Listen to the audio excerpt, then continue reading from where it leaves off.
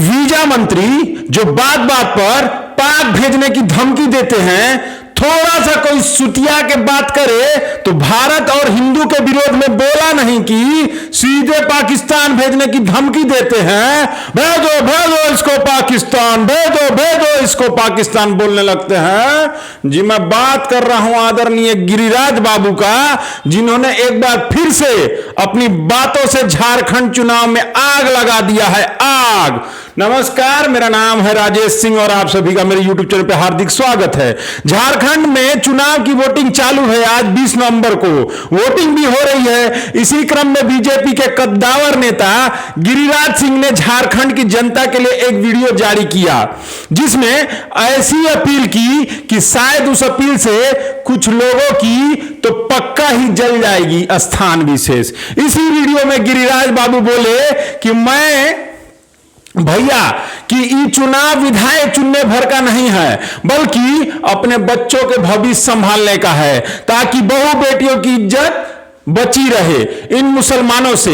आज जो झारखंड में हो रहा है कि बांग्लादेशी मुसलमान और रोहिंग्या मुसलमान यहां की बहु बेटियों की इज्जत ले रहे हैं, उन्हें बहला फुसला के शादी कर रहे हैं और फिर उनकी इज्जत ले रहे हैं, उनकी जमीन जायदाद पे कब्जा कर रहे हैं। आगे गिरिराज बाबू ने कहा कि चाहे दुमका हो या देवघर, इसको ढाका और कराची नहीं बनने देंगे।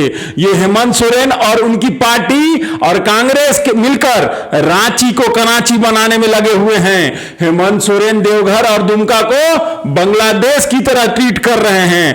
अगर आपने समझकर वोट दिया और एक रहेंगे तो सेफ रहेंगे, बटेंगे तो याद रखिएगा जरूर कटेंगे। वहीं इसी के जवाब में हेमंत सोरेन ने इस पर कहा था कि भाजपा ने झारखंड चुनाव में 500 करोड़ खर्च किए हैं भैया, सिर्फ विपक्षी पार्टियों के खिलाफ दुर्भावना फैलाने के लिए। अच्छा हेमंत सोरेन जी सही बोल रहे हैं। जहां तक बात है रोहिंग्या मुसलमानों की, तो जब उनको म्यांमार से लात मारकर अपने देश से बाहर किया गया तो वे अवैध रूप से भारत में आकर बस गए, जो भारत के विभिन्न राज्यों में चोरी छिपे रह रहे हैं। बंगाल, झारखंड इसके लिए सेफ हेवन बने हुए हैं, एकदम सेफ हेवन, मतलब वहां से इनको कोई दिक्कत नहीं है। पूर्व में जारी खुफिया रिपोर्ट में भी यह कहा गया था कि अगर समय रहते इन्हें चिन्हित नहीं किया गया तो ये आने वाले समय में झारखंड की विधि व्यवस्था के लिए भारी सिरदर्द साबित होंगे। अरे होने दीजिए ना, किसको फर्क पड़ता है? सारा वोट की राजनीति है साहब, किसको फर्क पड़ता है?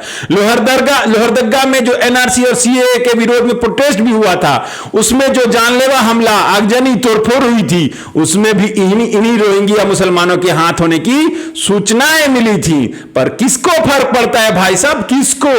आप इसे ऐसे समझिए कि झारखंड में घुसपैठ की ऐसी भयावह स्थिति हो गई है कि घुसपैठ की गंभीर स्थिति को देखते हुए झारखंड उच्च न्यायालय में एक जनहित याचिका दायर की गई थी, जिसमें यह कहा गया था कि झारखंड के कुछ जिलों में योजनाबद्ध तरीके से मुसलमानों को घुसपैठ कराया जा रहा है, योजनाबद्ध तरीके से। अरे पहले घुसपैठ करो, फिर वहां के नागरिक बन जाओ, फिर हमको वोट दो। साथ ही आदिवासी लड़कियों को उनको प्रलोभन देकर धर्म परिवर्तन करा के उनसे शादी की जा रही है। और झारखंड सरकार क्या कर रही है? कुछ नहीं, इस पे आंखें मूंदे बैठी देख रही है। नहीं तो आप खुद सोचिए कि लोहरदगा के एक विशेष शाखा के डीएसपी ने लोहरदगा थाना के क्षेत्र के 13 लोगों पर बांग्लादेशी और रोहिंग्या मुसलमानों को छुपाने का आरोप लगाया था। उन 13 लोगों का तो कुछ नहीं हुआ, लेकिन उस डीएसपी का तबादला कर दिया गया। अब किसके दबाव में किया गया वो तो भगवान जाने। और ये सब क्यों हो रहा है? वोट की खातिर, सिर्फ वोट की खातिर। मैं सच बोल रहा हूं, नाम तो नहीं बोलूंगा, लेकिन अपने देश में कुछ पार्टी और नेता ऐसे हैं जो अपने वोट और कुर्सी के सत्ता के लिए, मतलब रोहिंग्या मुसलमानों को पनाह देना तो छोड़िए, देश बेचना भी पड़ जाए तो पीछे नहीं हटेंगे।